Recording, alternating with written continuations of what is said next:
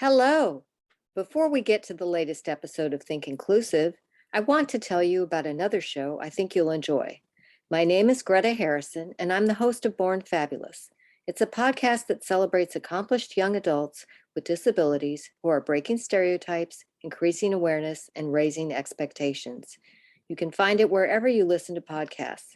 Okay, let's get ready for the podcast for inclusionists, Think Inclusive, brought to you by MCIE. From MCIE. Who is ready for a double episode? Today on the pod, we have two fantastic guests. First is Matt from the With Rolls and No Luck podcast. We discuss what it is like to generate income all while being on Medicaid. Our second guest is Shirene Hayes, the creator of Super MEro and The Code, a resource for educators to utilize in their classroom. My name is Tim Villegas, and you are listening to the Think Inclusive podcast presented by MCIE.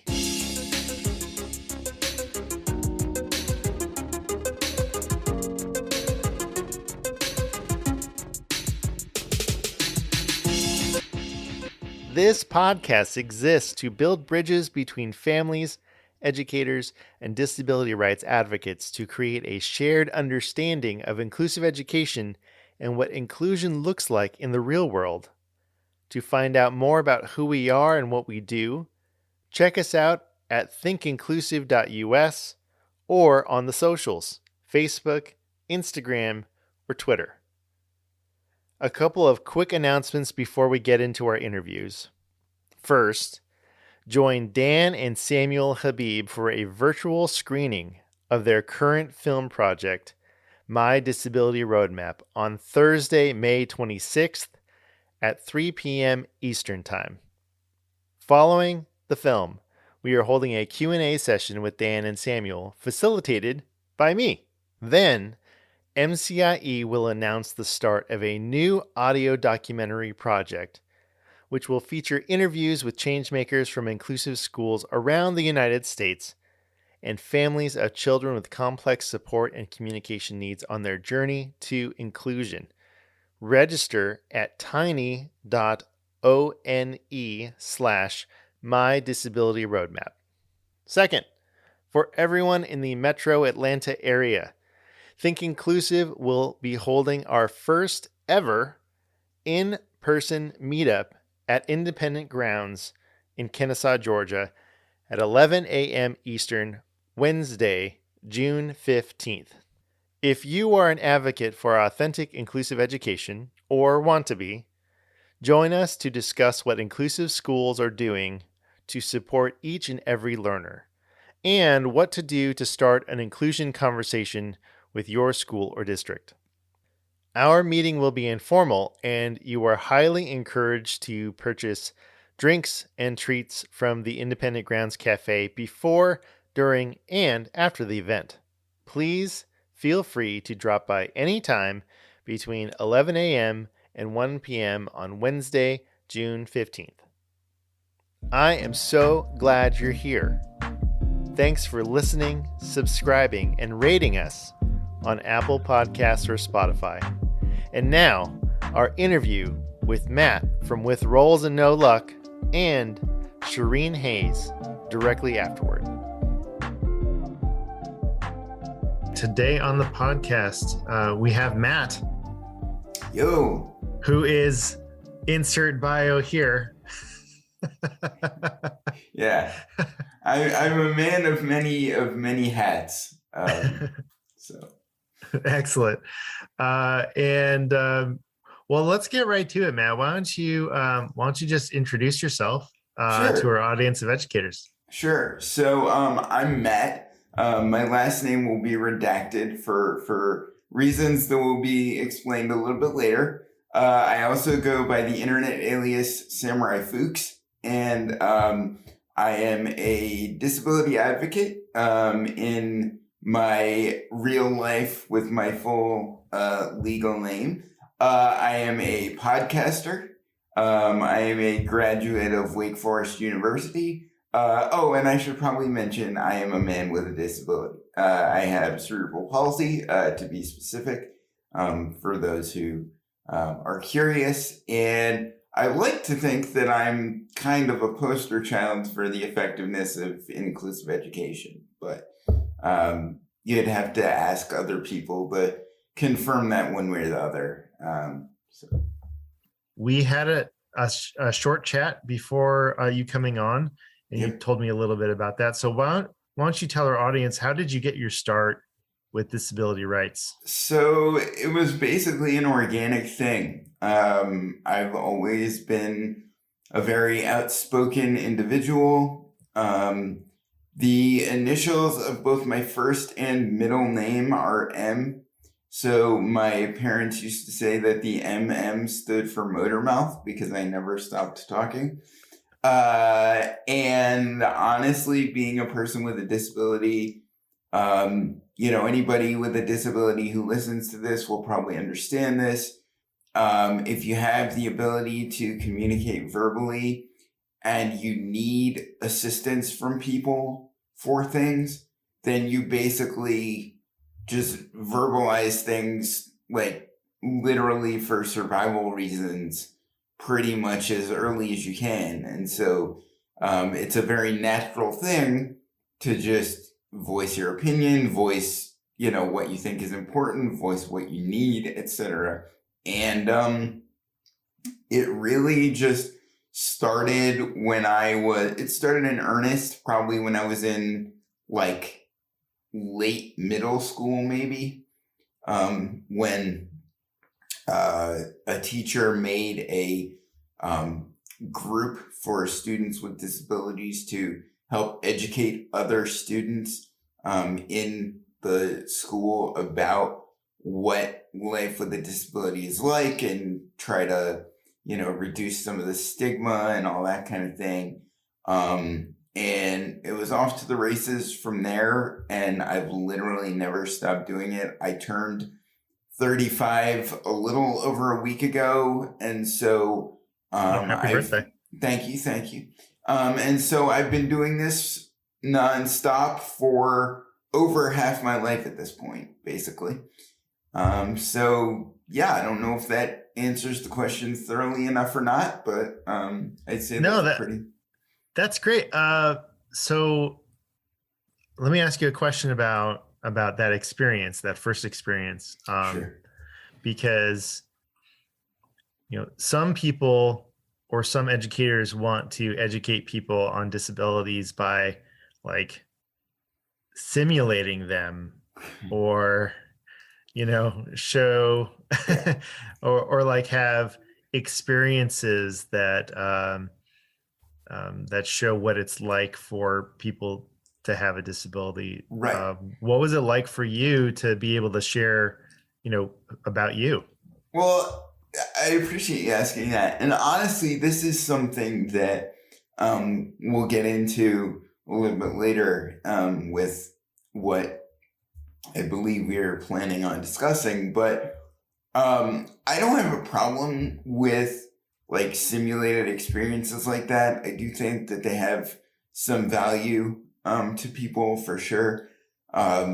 But the things that you're able to simulate are, doors or, a lack of curb cuts or, mostly physical stuff, mostly physical barriers. Occasionally, if somebody is doing the simulated experience of being in a wheelchair, they might understand over the course of that afternoon the way that people treat you differently just because, you're in a wheelchair. But to me, and this is with, the benefit of years and years and years of experience and of trying to advocate and doing everything that I do. But for me personally, I've realized over, this long period of time that the worst parts are the parts that people don't really see, that they don't really talk about, and that people sort of just ignore or if they're not outright ignoring it, then when people with disabilities do bring them up, they kind of go in one ear and out the other. So I guess what I'm getting at is ableism is a lot more subtle and insidious than I think a lot of people tend to think or realize it is. And so those simulated, disability experiences are great and well and good, but, that's coming at a problem with a hatchet or a chainsaw where you probably need to use a scalpel. So, Yeah. Well, I forget who I was talking to about these simulated experiences, and it was like, in order for, I'm probably going to get this wrong, but in order for like an able-bodied person or just an abled person to experience what it's like to have a disability, the whole society would have to change to be like inaccessible to you. Yes. To really experience that. 100%. Yep.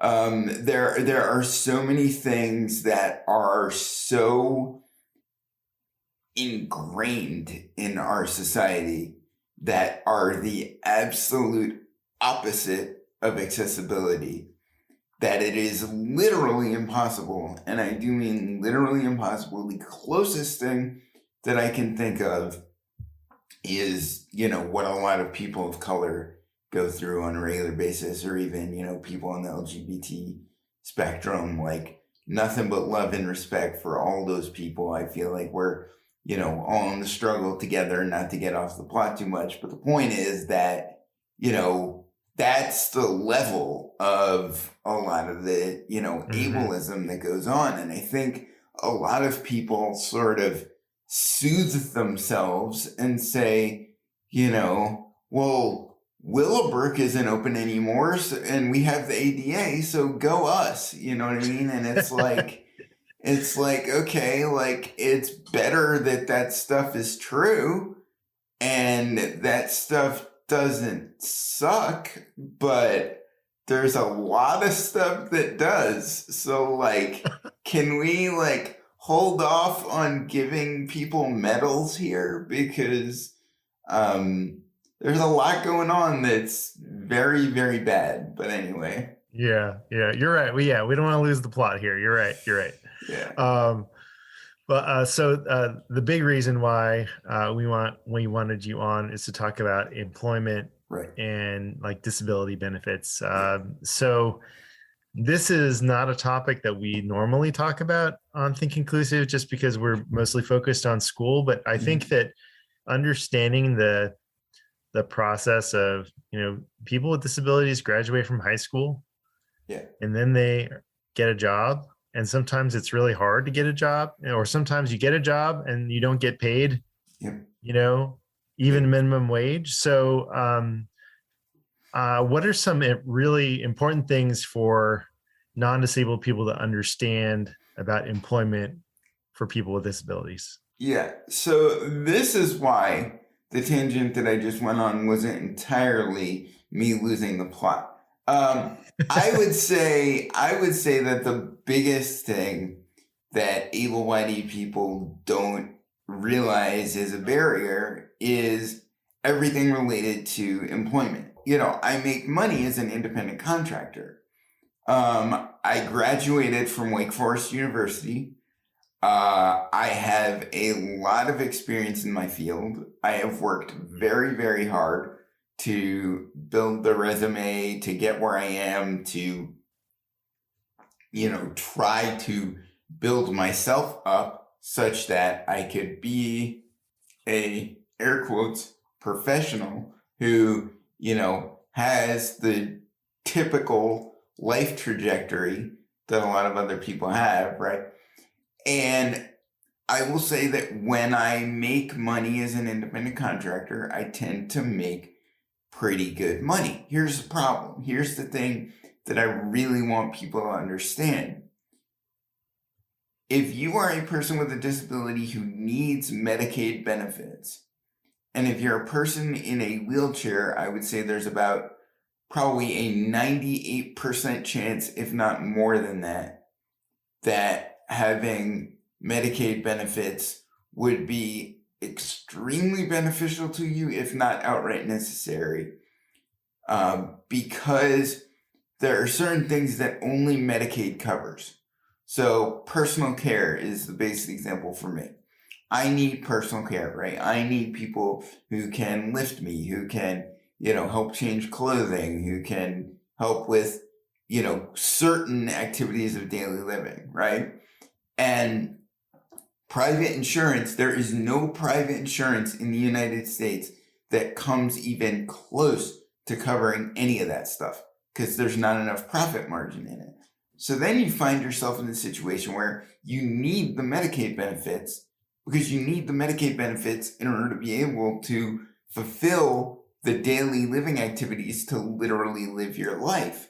But if you work too much or make too much money, too much being in air quotes again, then you run the risk of losing your Medicaid benefits. So it's a terrifying minefield of, okay, I'm somebody who is working right now. I offer independent contractor services at such and such a rate. Granted, I, negotiate prices and all that kind of thing, but I've got my baseline, right? And people are generally very willing to, take the baseline rate for the services that I offer without too much of a question. But then I need to navigate the minefield that is, okay, how do I make this money without running afoul of the government and them saying, oh, wait, you're making money, so you're not disabled anymore, so we're taking away your Medicaid benefits. And so that's the part that really, to me, is the biggest thing that nobody really talks about.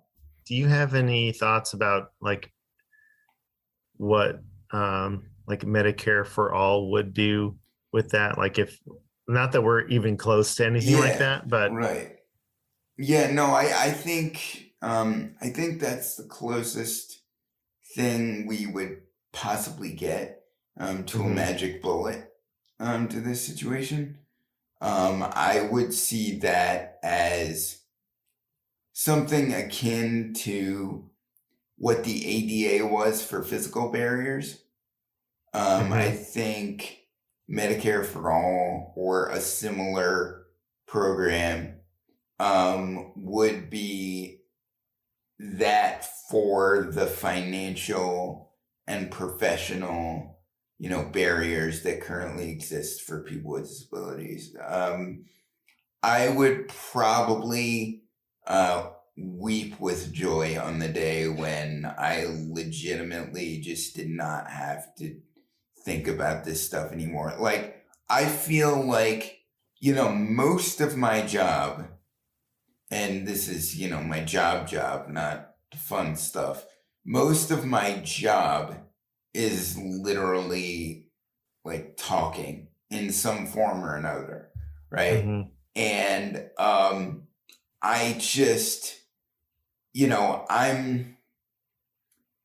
it's so hard to explain to people that even though my primary job skill is talking to people and connecting to people and educating people and everything else, I and a lot of those around me, including my loved ones, my parents, my friends, other people with disabilities who are handling their own business, we're also, part-time accountants, part-time lawyers, we have to know so much about so much, because if we don't, then unfortunately our society has shown they have no qualms whatsoever with saying, oh, by the way, you don't go here anymore. You go here instead.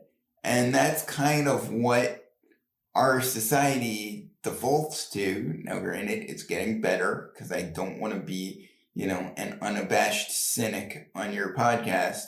But that's kind of the default right now. We're making strides, but it is slow going. And so something like a Medicare for all or something akin to that, I would feel at least if it worked the way that it should, like I could put away the part-time law school dropout hat. You know what I mean?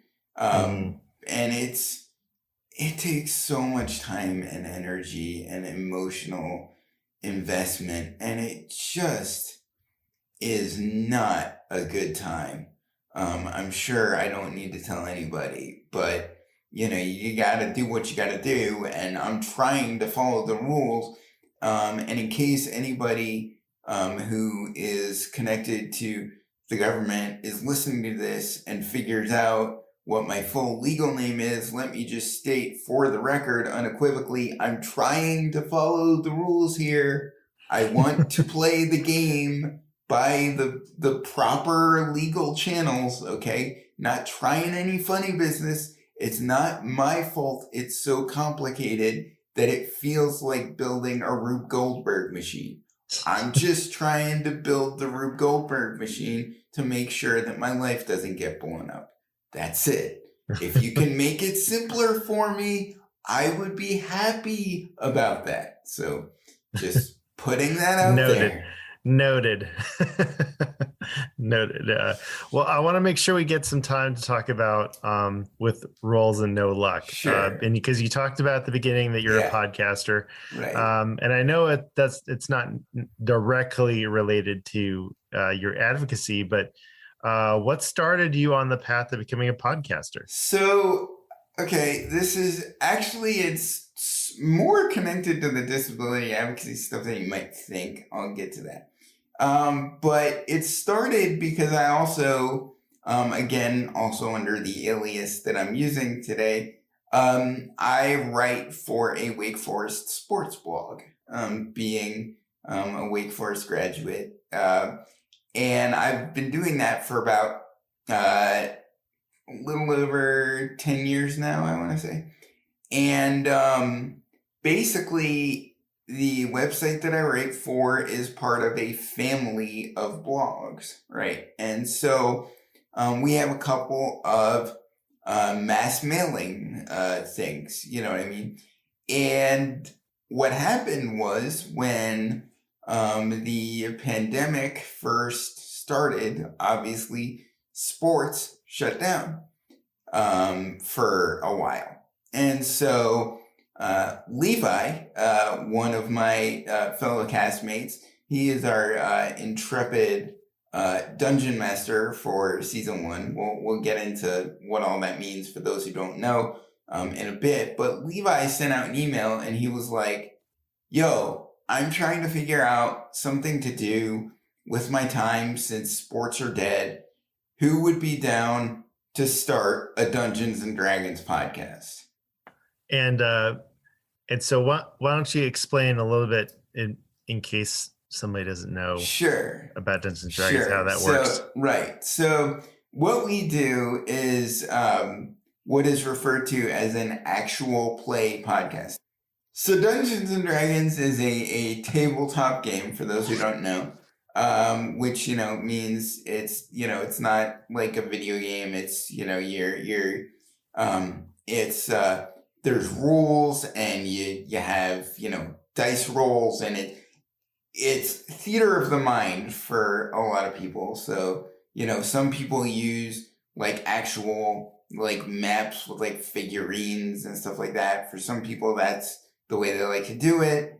Our cast just likes to do it in what is termed theater of the mind. And basically, the way that I've tried to describe it to people who've never played it is, imagine if you combined improvisational theater and fantasy settings with a little bit of like video game-ish stuff in terms of successes and failures and stuff, and then add a little bit of just like character-based, drama in there. Great. So if you're listening and if that sounds like your cup of tea, make sure to check with Rolls and No Luck on wherever you listen to podcasts, because I just checked. I think they're on everything.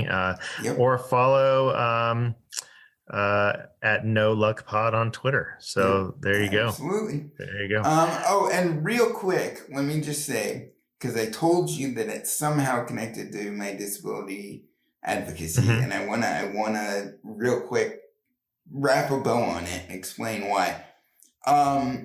So first of all, the character of Thrug is not disabled, but I did decide that he was going to have various things about himself that were othering in some form or another.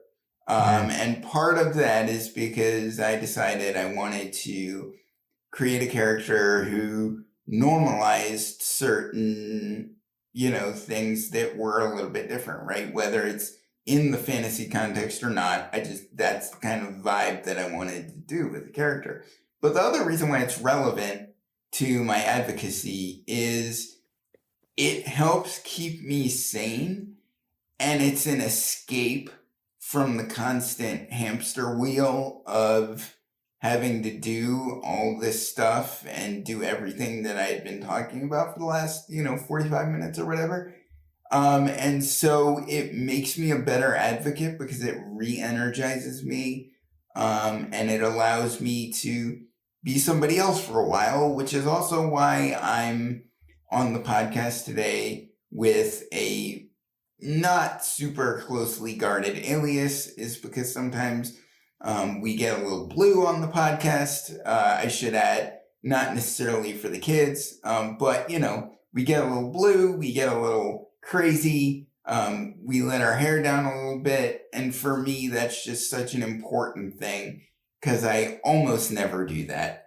And so that's part of the reason why, even though it seems not relevant whatsoever, it makes me a better advocate. And of course, I would love it if With Rolls and No Luck became successful enough that it could also tap into business ventures somehow. But for the time being, it is nothing more than a labor of love, and I'm okay with that. So excellent.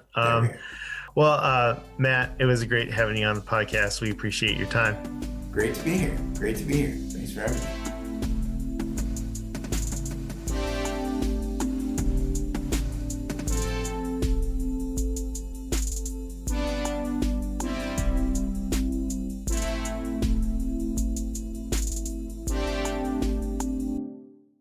So today on the Think Inclusive podcast, we have Shirene Hayes, who is the Chief Encouragement Officer of what she has created as the greatest superhero to walk the face of the earth, Super MEro.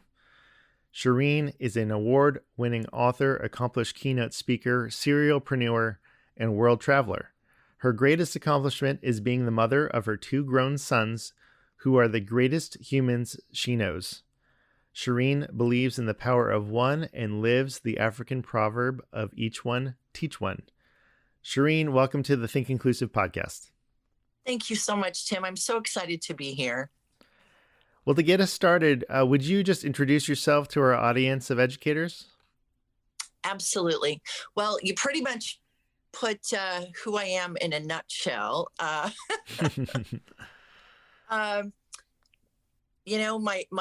My biggest accomplishment, my biggest title that I wear is that of mother to my 2 sons, who they are the greatest humans that I know, and they embody everything it is to be a super MEro and the code, which we'll talk about here in just a few minutes. These principles, the 3 of us have lived, our whole entire lives. And I grew up with these, with the elements of the code, which I now refer to as the code, as a child, but I didn't even realize it at the time. So now I put a label on it, that of Super MEro, and it's an easily digestible platform that anybody can wrap their mind around on how to show up as your best self in all that you do. And it's relative. It's for each person. You know, every person is different. There is no right or wrong answer. And I'm so excited to share this information today. So again, thank you. I feel truly blessed. Sure.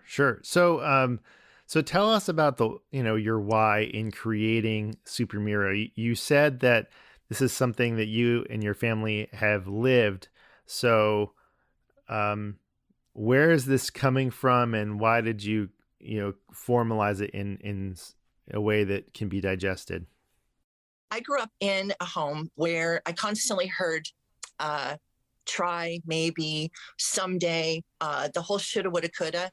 And I also, the home that I grew up in, had two of the best mentors I probably could have ever had, my beloved Nana and my father. They created a world for me where, anything was possible. But at the same time, I saw the dreams that they had just completely melt away. You know, they constantly said, Shirene, you can be your best self. Just decide what you want to be in your life and just do it. But yet I saw them settling for less. And I remember at the age, I think I was 8 or 9. And I think I probably heard, well, someday, for the last time. And I thought, can y'all just make a decision here? Please just make a decision. So I grew up with that mindset and realizing at an early age that now is always the right time. And if there's something you want to do, you just have to do it. And you figure out a way. And again, we'll talk about the code in just a second. But along with that, for someone that has struggled with mental health issues my whole entire life, the biggest thing right now that's happening is the second largest killer, if you will, of our children is suicide. And at some point, we as a society have to say enough. And that's my intent with this whole platform that I've created, because when we, first of all, we're really not taught how to love ourselves. We're just expected to, love your neighbor, love those around you, be kind, but we're not really shown or taught how to do that. And that's what the code does. And that's what Super MEro is all about. And there's a CDC statistic that in 2017, 2,400 children committed suicide. And again, it's time to say enough. And I know what I speak about and what I've written about, I know it works. It's pulled me out of the depths of hell, let me tell you. In 2016, that was absolutely the worst year I could ever imagine as a human. I had a nervous breakdown, just all kinds of things happened. And I remember this one day, I was literally ready to drive off a bridge. And I made a call, ended up with my little 5-day staycation, and came out on the other side. So if I didn't have these principles in my toolbox already, I probably wouldn't be talking to y'all today. So that is my biggest why in creating this whole platform. And along with that, judgment, hatred, and racism. I am on a mission for the rest of my life to eradicate those 3 things. Those 3 things are learned behaviors. Children are not born judging others, hating others, and being racist. They're just not. And if we can instill these principles, weave these principles in our school system, oh my God, what a better way to change our world. And again, you had said that one of my biggest beliefs is each one teach one. How true is that? If we had a mentor program in the United States. If we, it's so very, very important that we change our dialogue, that we change the thought process, and the way to do it is with the children, because they are our tomorrow. And if we don't start now, who knows what's going to happen? So, but that's my why. Yeah, and so it sounds like this is very personal to you. Extremely, extremely. Yeah. Not only with your, with your own personal experience with mental health, but just your desire to see specifically children develop these skills. So would you put Super MEro in the category of like social emotional learning? Completely. Yeah. Completely. And, it's not just geared towards children. Children obviously is the main focus, but it applies to all of us. And I think we can all agree that when we buy a computer, it's just a clean slate. Those are our children. They're a clean slate. And it's so much easier to add programs to our computer than it is to have a computer that's full of all kinds of viruses, and you have to erase it, and you have to spend all this time and energy cleaning it up. Well, that's what happens when you end up like me, 50 years old, and you have all this inner dialogue that's not necessarily positive. It's a real transition. I don't like the word struggle. It's a real transition to change that dialogue, but it can be done. It's a constant daily process. And again, with the code, and I'm just going to speak about that for a second, if I may. The code includes 8 elements. It's thought, imagination, truth, love, intention, belief, acceptance, and repetition. And I think we can agree that everything that has ever been created started with a thought. And when you take imagination and build on that thought, that's when you can create wondrous things. But again, the code will create and show children, adults, educators. We have it broken down into, like I said, the 8 elements. And educators, we have it broken down to like a 8-week course, if you will. And when I go into the schools and I speak to the children, we do it for an 8-week role. Like the first week we talk about thought. What is it to think? The second week we talk about imagination. What is it to have imagination? And again, I think we can agree that children have such a profound sense of imagination, right? They have the little cars that always win the race. The baby doll is always the belle of the ball. They put on their father's suit and travel the world in their mind. Their imagination is just so profound. And then as they progress through their life, I feel like in some ways it's kind of beat out of them. It's so sad. And again, if I can do anything today, I want to leave y'all with the thought of, you can reach out to me. I'm here to share this information.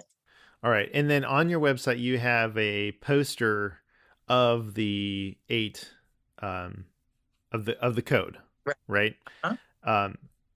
And so, but what you're saying is that if educators want to use this in a more structured way, then you have a curriculum that you can do. So is that something that's downloadable, or is that something that you coach a teacher to do, or do you provide the coaching like virtually? How does that work? Right. We can do, since we kind of right now live in a virtual world, I've been doing Zoom like webinars with classrooms. We've got it broken down. If they reach out to me, which anybody can reach out to me through either website, the Sea Kindness website or the Super MEro website, I can send them via a PDF file the information, and it's drilled down for like elementary, middle school, and high school ages. Because really the kind of things that we would talk to a high schooler about, we wouldn't necessarily talk to a first grader about, and versa. The examples that we give and that kind of thing. Sure. So, yeah. Okay. And then, so can you tell me, do you have any examples of how educators have used the code with their students, and maybe some, I don't know, outcomes or examples of kids using the code? Again, the thing that I want the educators to know is this is not another thing, if you will, that you have to do, because teachers, oh my God, they are my heroes. But right now they are as stretched as they possibly could be. And I am more than happy to work with them to how they can integrate this in their classroom and not add one more thing to their plate, because that is so not the intent. But, thought, it's something to focus on. You can pull it in your history class, or imagination can be pulled into your algebra class. So why don't you go through how people can get in touch with you, the best way people can get in touch with you, and then any sort of, plug any sort of webinars or courses or anything like that you can have for our audience, so they know how to get in touch with you. Okay, cool. Thank you. Well, I want to read you something that's in one of my books, and I love this poem, if you will. Mm-hmm. Someone will always be prettier. Someone will always be smarter. Someone will always be younger, but they will never be you. Freddie Mercury wrote that from Queen. And that just pretty much sums Super MEro up right there. And you can reach me at either one of the websites, the seakindness.com or super. And it's the letter C. I'm sorry, right? The letter C. The letter C kindness, excuse me, .com or Super MEro, SuperMero.org. And feel free to reach out to me. And on Super MEro, the website, I've got my 3 books that are available for purchase. I've got a whole life guide series that I've created, all based around the code that can be purchased. I can also send it to educators. So that's the easiest way to get a hold of me. And if I'm not on a plane traveling, traveling around or, speaking, I'm at home hanging out. So, yeah. So Shirene Hayes, thank you so much for being on the Think Inclusive podcast and sharing Super MEro with our audience.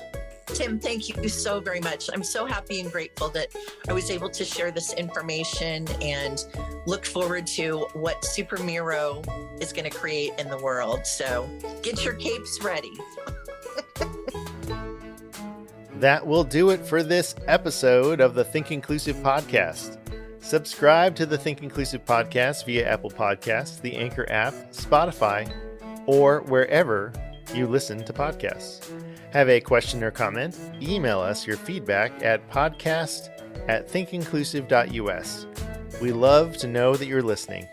Thank you to patrons Veronica E., Sonia A., Pamela P., Mark C., Kathy B., Kathleen T., and Jarrett T. for their continued support of the podcast. When you become a patron, your contribution helps us with the cost of audio production, transcription, and promotion of the Think Inclusive podcast. And you could even get a shout out like the fine people we just mentioned. Go to patreon.com/thinkinclusivepodcast to become a patron today and get access to all our unedited interviews, including the conversations you heard today. Thank you for helping us equip more people to promote and sustain inclusive education. This podcast is a production of MCIE, where we envision a society where neighborhood schools welcome all learners and create the foundation for inclusive communities. Learn more at mcie.org. We will be back with another Think Inclusive episode in a couple of weeks, and look out for more editions of the Weekly-ish and bonus episodes in the meantime. Thanks for your time and attention, and for listening. Until next time, remember, inclusion always works.